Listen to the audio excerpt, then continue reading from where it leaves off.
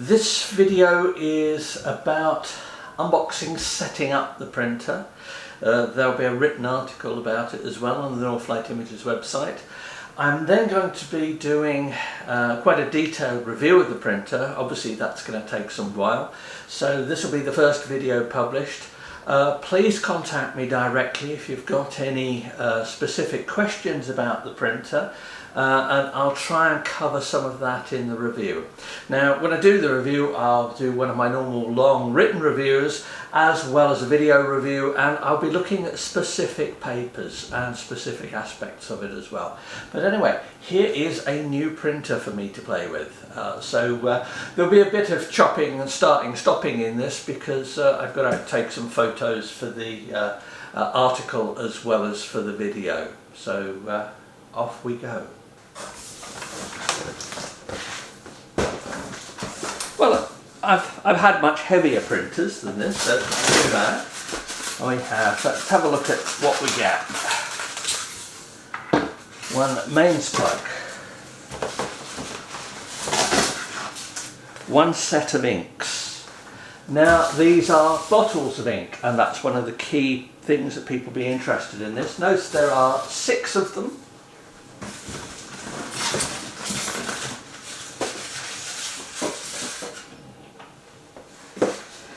Here's the printer itself.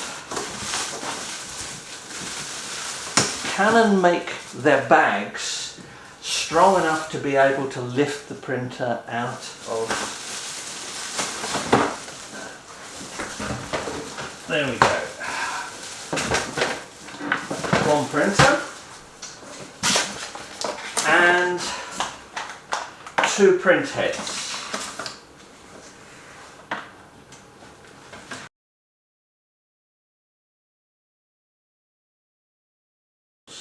Now, this is the version of the printer that doesn't have a scanner built in. The G550 is a multifunction printer, so that has a scanner built in as well. This is cheaper because there's no scanner in it, and it's probably of more interest to people who may already have an office printer but want something for photo printing.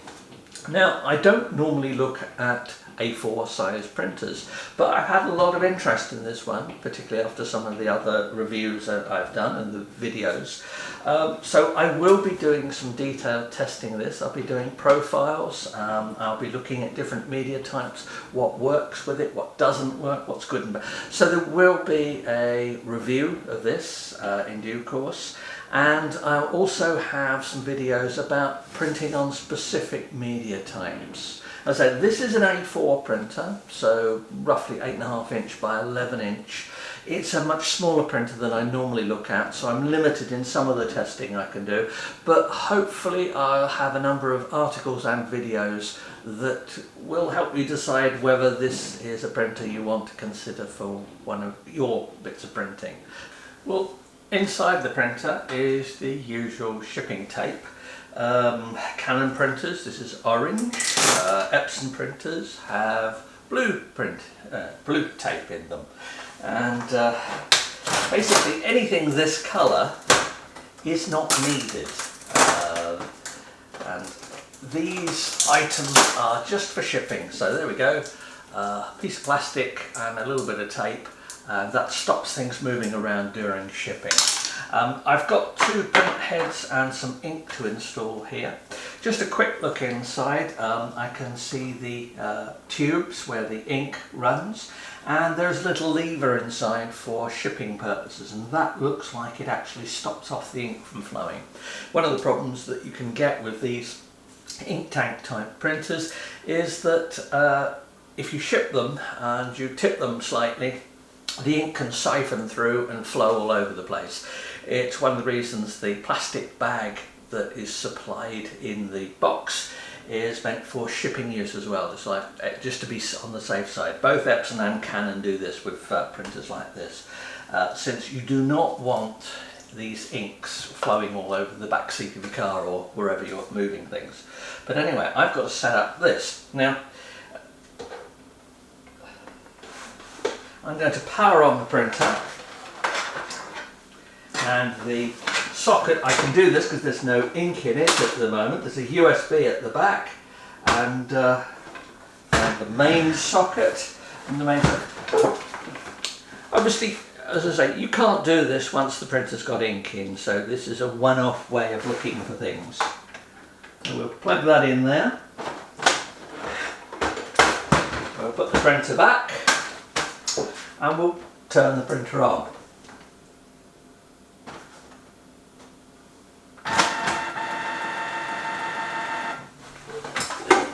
So the display here, a little bit faint.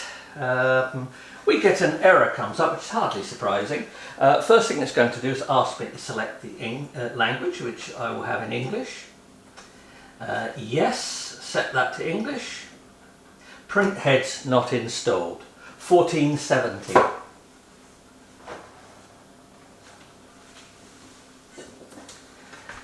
So I close the valve there, and I now need to install the print heads.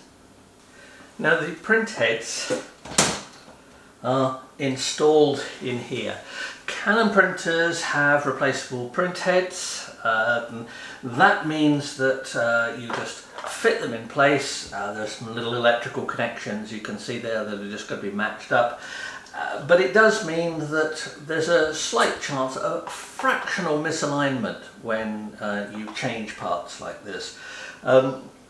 It's part of the design. You cannot get ultimate precision of fitting the print heads at the factory, doing the alignment and that. That means that after I've fitted these, I am, when I've loaded up the inks, going to have to do a print head alignment. It's an important step in setting up any printer like this, and it just allows for ever so slight manufacturing tolerances and optimizes the output. You can't really get away with not doing it.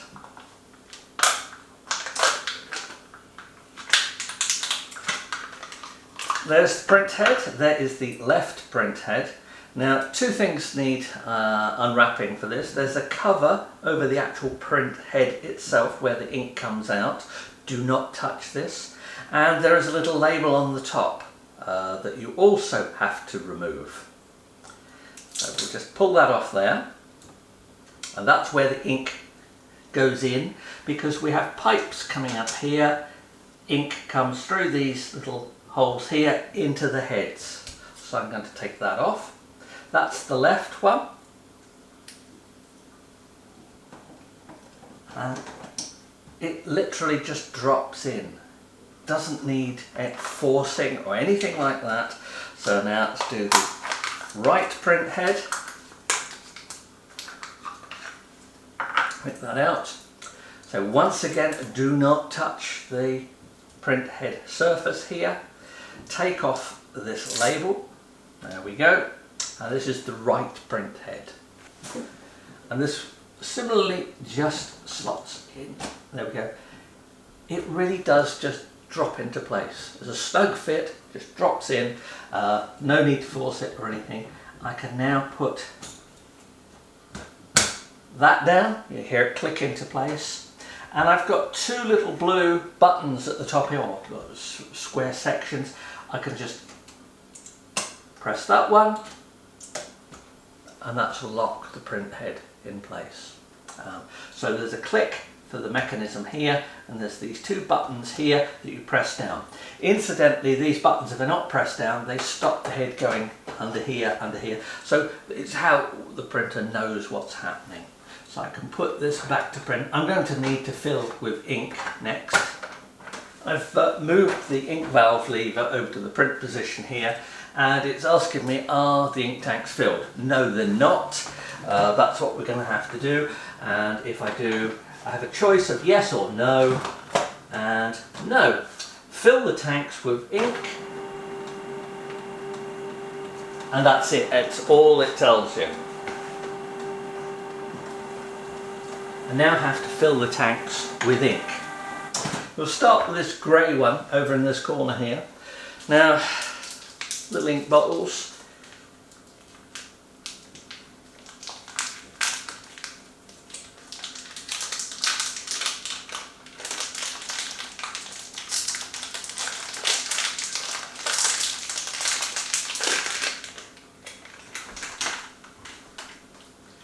There's a valve at the top, or a stopper I should say, at the top, which we can just lift up. It clicks into place, and there's a place to put in the ink there. Now, let's undo the ink. And you can see that the top of the ink has various grooves in it, this little bottle here, the plastic one, and it has these little tabs which prevent you putting the wrong ink into the wrong hole. You really do not want to put the wrong inks in to start with when you're setting up your printer, because it's not going to do the printer well, and it will likely never work properly ever again. But all we do is we just go like that,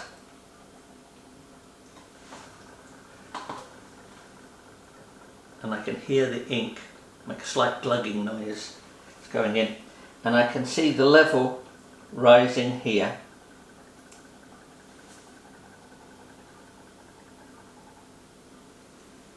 There we go, it's filled.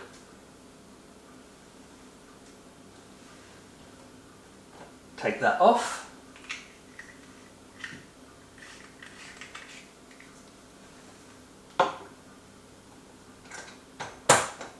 There we go, that's one of the inks loaded. I'll now go through and do the rest of the inks. So there's the last of the inks, the yellow ink added. I would note that it's not that easy to see the colours of the ink through here.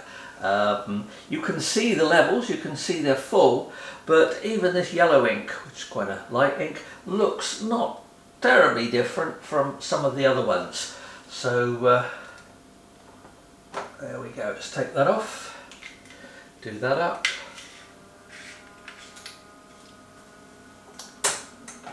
Close that, and it just, as I say, it just clicks into place. They're all the same height there. That's it. We've got the print heads are installed.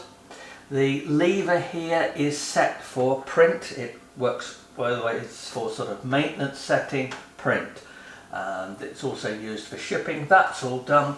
I can close the lid there, and cover is open. Are the ink tanks filled? The ink tanks are now filled. So I use the little side arrow just to move the selection to yes and go OK.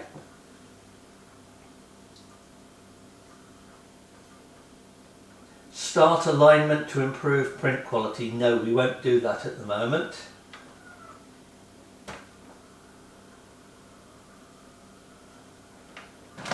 And it's now going to initialize the ink system. I'll do the alignment afterwards. And this is the bit where printers make lots of whirring noises. They do whatever printers do when they're initializing. And in a few minutes we can come back and it's that. I would say the display here is not the easiest to read. If you're using your printer in relatively dim lighting, you may well need a phone, small torch or something like that to show up clearly on the display here. These are only 2 lines of text. But remember, this is quite a basic printer. And I'm not expecting the same level of display that you're going to get here on a printer that goes for fractionally under £200 compared to a printer that goes for £600, £700, £800 or more. We're expecting a little bit more in terms of usability. Does mean that you're going to be doing most things from the computer rather than setting things on the screen here. You can go through the menus here. It's a bit clunky and it feels quite ancient, sort of stepping through menus and things like this. Go via the computer, it's a lot easier to set up. Once it's finished all of this, I'm running the software on the laptop here. This is the Mac version of it, and we'll connect it up over the wireless network. Well, a few minutes has passed. It's stopped whirring, and it is now asking me, do I want to update firmware, update when new firmware is available? I'm going to say yes. For a printer like this, particularly a relatively new model. It's always worth updating the firmware, so we'll do okay for that. And there we go, the setup is complete. Now I'm going to do the alignment. I'll just pop some plain paper into the back here for that.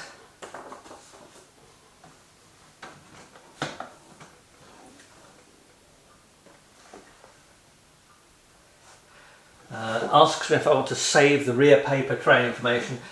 This is, you will, if your eyesight like mine, your close-up eyesight is not great, you will definitely need some reading glasses to be able to read what it says here. Okay, size A4 plain paper. Well, yep, that's what it is. Now, I could do the test image from here. Press the maintenance button. Wi-Fi, device settings, feed settings, maintenance, nozzle check, cleaning, deep cleaning, head alignment. This is one of those menus where you use arrow keys to step down, step through. So we now have head alignment. Okay, it's now running the head alignment.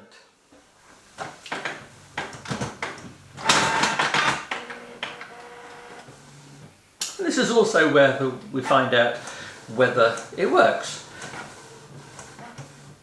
I've pulled the little tray out here. It's an extension for it.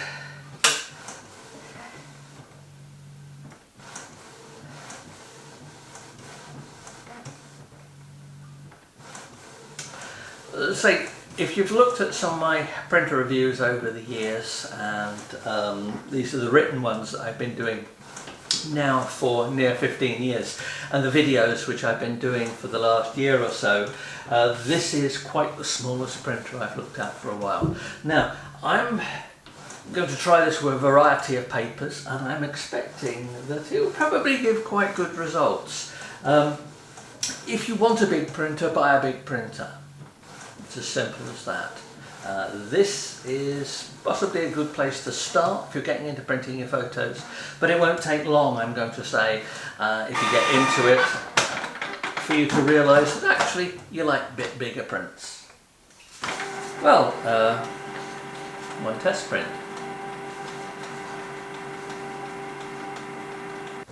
And now a second print. Now the printer, as I mentioned earlier, almost certainly would work perfectly well without running this head alignment, but the positioning of these little ink dots that are being sprayed onto the paper here is so precise that you really do need to fine-tune it for optimal quality. It's unlikely to make much of a difference on plain paper like this, but if you're printing on good quality photo paper, and you're printing an image with lots of fine detail in it, then yes, it really will make a difference. And it's also a good way of seeing that the printer works.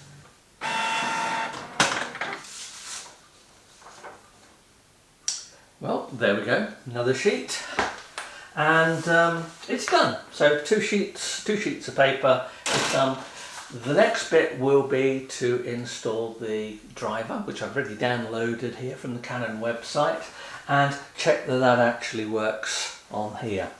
I'm going to connect using a Wi-Fi connection here, and it will take the network credentials from the computer that I'm using and should be able to connect.